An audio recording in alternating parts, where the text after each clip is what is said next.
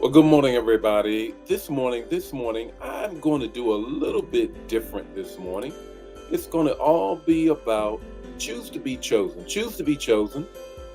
And we're going to watch a little video clip here in a moment. Once I just greet some people and then build up the audience, and then we're going to get right into it. This morning's manna. Good morning. Good morning to everybody. Choose to be chosen. Choose to be chosen. Put it in the chat area. Put it in the chat area. It's going to be what the Lord has placed on our heart. It's really in many ways. It's all about how the Lord is leading me to minister and to move our church to a place of changing lives. A place of changing lives in so many ways. In so many ways. On this past Sunday, I ended a series on vision. On Vision Sundays. It was a wonderful time. I enjoyed having a little popcorn and a light moment in the church. But we continue in a way, not on the vision piece, but on this series, Choose to be Chosen. And it's a 4-part series. It starts, of course, on this Sunday. It's kind of the preliminary setup. And then Resurrection Sunday, we really get into it. And then the next 2 Sundays, we really dive deeper. Choose to be chosen. Choose to be chosen. Greet some people, and then we're going to get into the word on this morning. Good morning, Erica. How are you on this morning? It's Wednesday. I love that. I like that. It's Wednesday. Like Friday, but today is I get it. Wednesday. Good morning, Ella. Ella, how are you on this morning? Dawn, how are you? Coach Dagny, how are you? Elder Mobley, how are you? Hey, I want to shout out Elder Mobley on this morning, in as much as that she, along with Sister Elsie in our church, going to begin our midweek Wednesday noonday prayer. The first week in April. And I'm excited about that. Come by the church, noonday prayer for an hour, and just whether you want to sit and be contemplative, reflective, or just verbal, audible prayer, or however, it's going to be on. It's going to be on at New Life, 689 Scott Troy Road. But that's down the road. Let me greet some more folk here and then get into the word on this morning. Good morning, Anna. How are you on this morning? Ari, how are you? Beth, how are you? Elder Jan, how are you on this morning? Brenda, how are you on this morning? In the house. New Life Columbus in the house. Shout out New Life Columbus that's in the house. All right, that's what I'm loving. Peggy, how are you on this morning? What a great morning it is. I'm so excited about it. Patrice, how are you on this morning? Pamela, how are you? Jacqueline, how are you on this morning? Look, this is what we want to do. Let me just share this with you.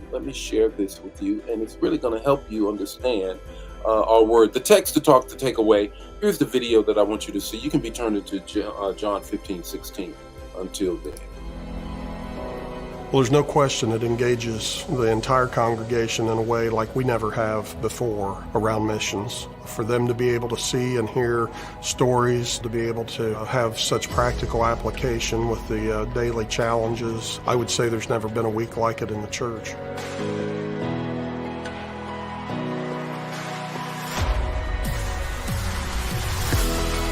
It was them coming in, respecting the vision that God's given our church, and helping give us a resource and a tool to be able to carry that out with the people that attend our church and even other people in our community.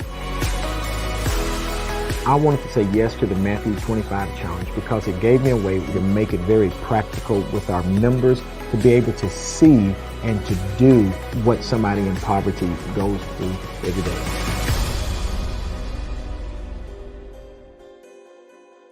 Well, guess what? I start off a series, Choose to be Chosen. And part of that series is going to call us into a whole different kind of a fast. In Matthew 25, it says, and you already know that scripture. I want you to look at that right quick. Matthew 25, and it talks about the direction that we're going here. And then we want to move into that. Let me just help you on this one. A little different this morning. A little different um, here. And it talks about how he says, now, um, the whole piece of, did you visit me? Did you feed me? I didn't have a place to eat. All of those pieces. But I want us to focus in on, to kick it off with John 15:16. You did not choose me, but I chose you. You did not choose me, but I chose you. Three things I want to share with you with respect to that story, and I'll come back. Playing basketball, we'd be playing at the community building in Goldsboro, North Carolina, on Elm Street. And you had to sit on the sidelines and wait for the team to play. Now, if you lost, then your team would move on, but the team that won, they would move on. But whoever would come up to play the team that was winning, they then would choose who was ever on the sidelines. It was very difficult to stand there and not be chosen. Not be chosen. When the Bible talks about this in John 15:16, it says, you did not choose me, but I chose you.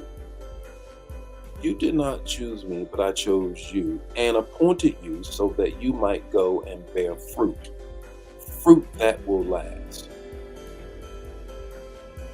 I chose you to go bear fruit. First thing I want you to grab a hold of is this, that our job is to bear fruit. That's our job. I said it on Sunday and I'll repeat it now. So many times what we do is we look to the church to do everything for us. And we say, oh, well, I'm not growing here, I'm not growing there, or whatever. And I'm not suggesting that that's what people are saying at New Life, not at all. But you hear that so many times and you say, oh, as if it is the church's responsibility for you to then look to the things that will cause you to grow.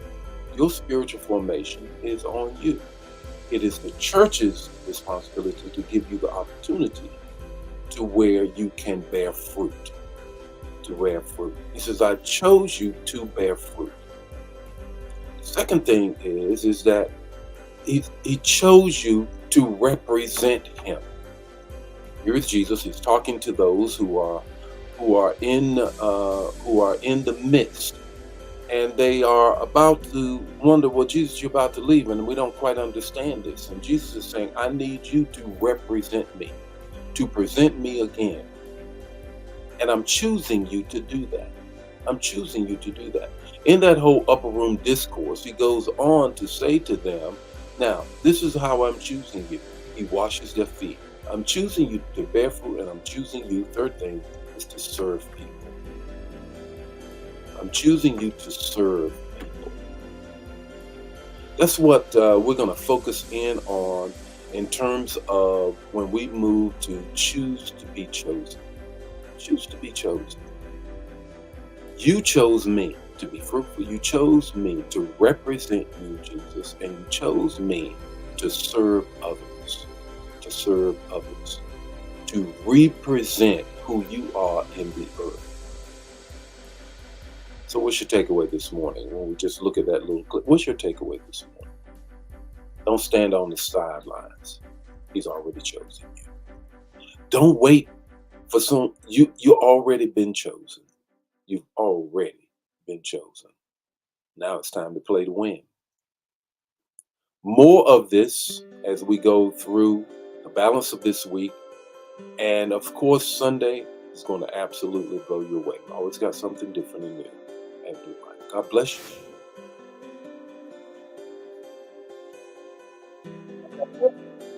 Not miss talking about building you, or Ezra and Nehemiah. Those are the books that we're studying on tonight. God bless you.